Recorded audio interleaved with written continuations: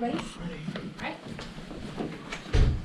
Well, first, welcome to History Day, everyone, and to the group performances on the junior level. I'm James Palmatessa. I'm a faculty member here at Western Michigan University, and Lane Collins is a student in public history, and we're going to judge the performances today. And we're going to, after setting up the first group, ask to introduce yourselves.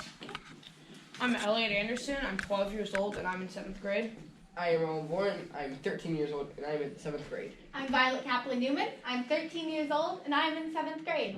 I'm Andrew Crivello. I'm 13 years old and I'm in the 7th grade. I'm Peter Trellis. I'm 12 years old and I'm in 7th grade. And we will be presenting the Manhattan Project, Atomically Breaking Barriers.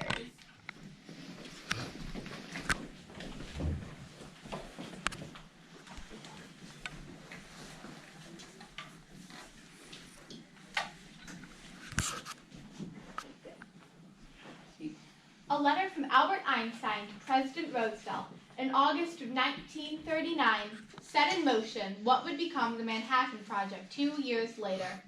The Manhattan Project broke barriers in the areas of science, inclusion, military secrecy, and its long-term effects. I have to let FDR know about this development. Sir, some recent work by E. Fermi and L. Szilard leads me to expect that the element uranium may be turned into a new and important source of energy in the immediate future. Certain aspects of the situation which have arisen seem to call for watchfulness, and if necessary, quick action on the part of the administration. Therefore, I believe it is my duty to bring to your attention the following facts and recommendations. This new phenomenon would lead to the construction of bombs, and it is conceivable, though much less certain, that extremely powerful bombs of this type may thus be constructed. A single bomb of this type, carried by boat and exploded in a port, might very well destroy the whole port together, along with some of the surrounding territory. In view of the situation, you may think it desirable to have some permanent contact maintained between the administration and the group of physicists working on chain reactions in America. One possible way of achieving this might be for you to entrust the task with someone who has your confidence to serve in an unofficial capacity.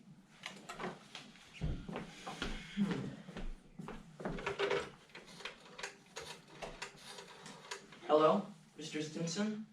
It has come to my attention that Germany has begun research on a powerful weapon, a bomb, that uses uranium chain reactions, making it the most powerful weapon in the world.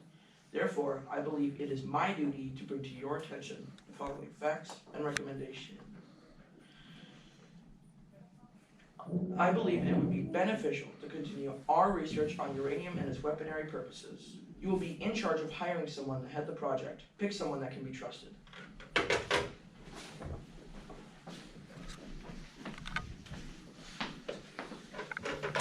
Hello, this is Colonel Leslie Groves. Yes, Secretary Stimson, what can I do for you? I see. So I would be overseeing and managing the development of the first atomic bomb, the scientists involved, the laboratories where the experiments would happen, and the creation of the bomb itself. Sounds like a big job and important for the country.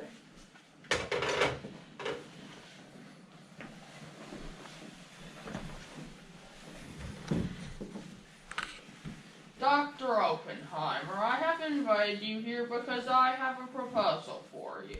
Would you be interested in being the main scientific director of a special project?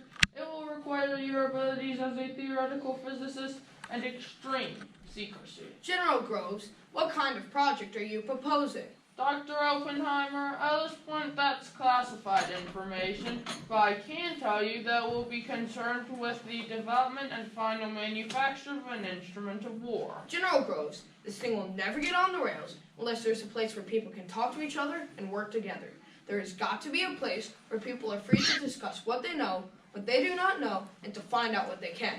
Is there already a research facility? We have an idea of a place where you would be free to explore all aspects of the project. Secrecy is of the utmost importance for the country. Welcome, Dr. Graves. As you know, to recruit staff, I'm traveling all over the country, talking with people who have been working on one or another aspect of the atomic energy enterprise, and people in radar work, for example, in underwater sound, telling them about the job, where we are going, and enlisting their enthusiasm. I'm honored to be able to use my knowledge on such an important project that is breaking so many barriers. I'm glad to see many women, as well as people of different creeds, backgrounds, and nationalities employed in this project. It is critical to obtain as many physicists as possible. This will not be an easy task, and we need all the brain power we can get. You are one of the only physicists who can operate the Cockcraft-Walton generator. Yes, I'm excited to see where this project goes.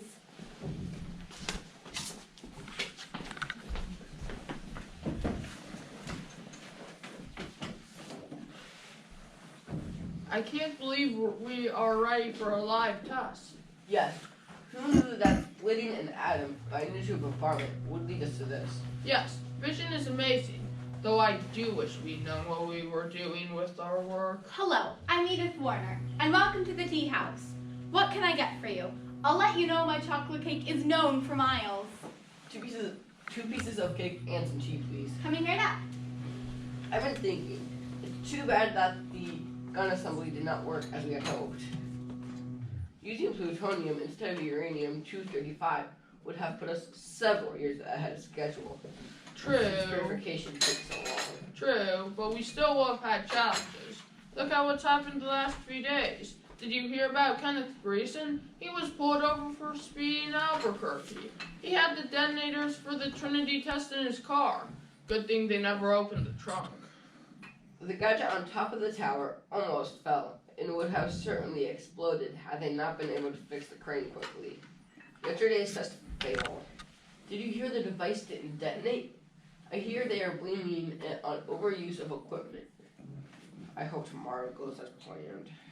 It's gonna thunderstorm tomorrow. I wonder if the test will even happen. There's a risk of radioactive fallout if the storm doesn't let up. Goodbye. Here you are. What can I get for you?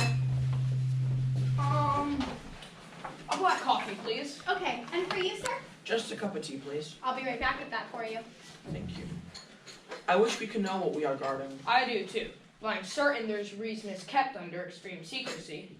Yes, but I've heard some pretty crazy rumors about what they're doing in there. From being a nudist colony to them building submarines. I've heard them too, but I wouldn't believe them. Here you are. Thank you. There's been a lot of coming and going recently. Seems like something big is about to happen. Yeah, I've noticed that too. We should probably be heading back.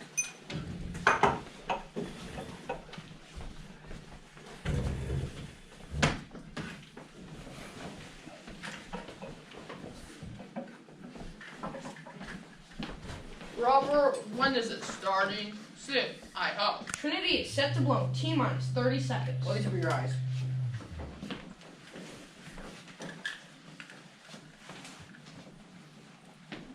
Here we go.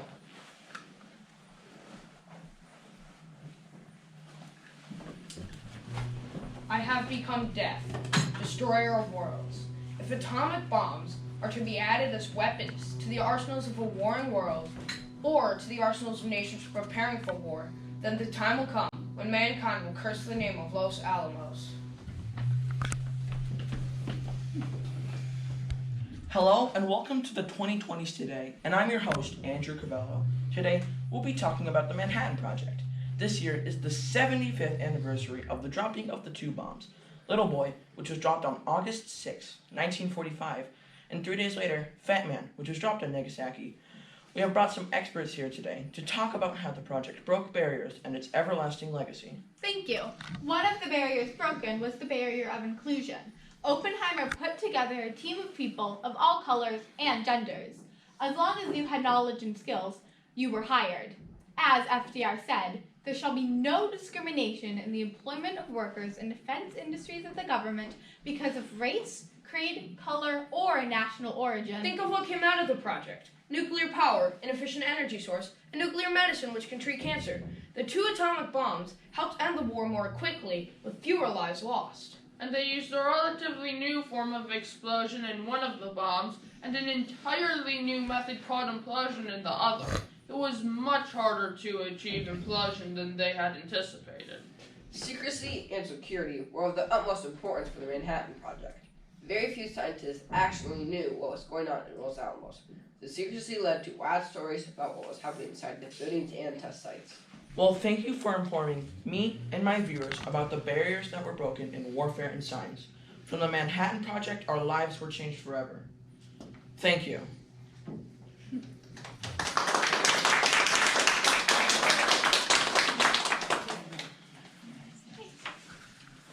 So, thank you very much.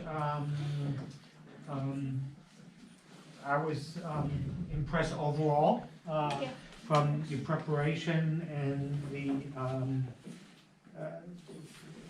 process paper even describes that would have been a question I had, but I think you talk about how you came to the project and your preparation and the performance, all of your performances was wonderful. I'm also impressed by your annotated bibliography, which looks correct. We don't get all our college students to give such correct bibliographies. Yeah. Yeah, there was, where was it?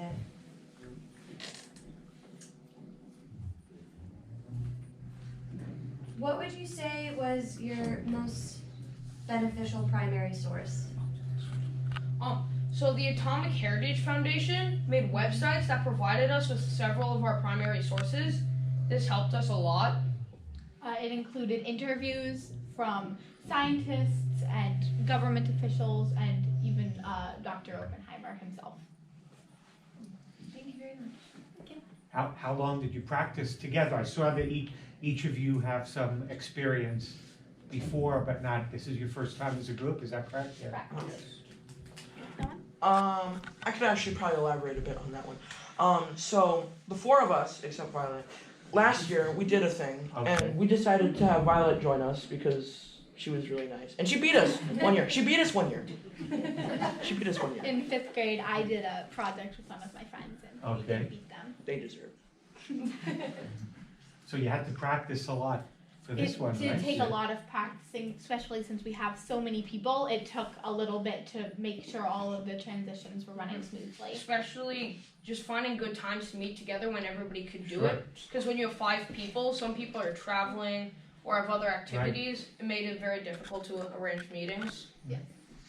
And the props take time too, right? Yeah.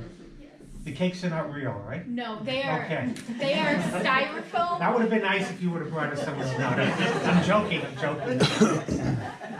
Yeah, the cakes are styrofoam that was painted. I made the cakes. Okay, very impressive. Thank you very much. Thank you. Thank you.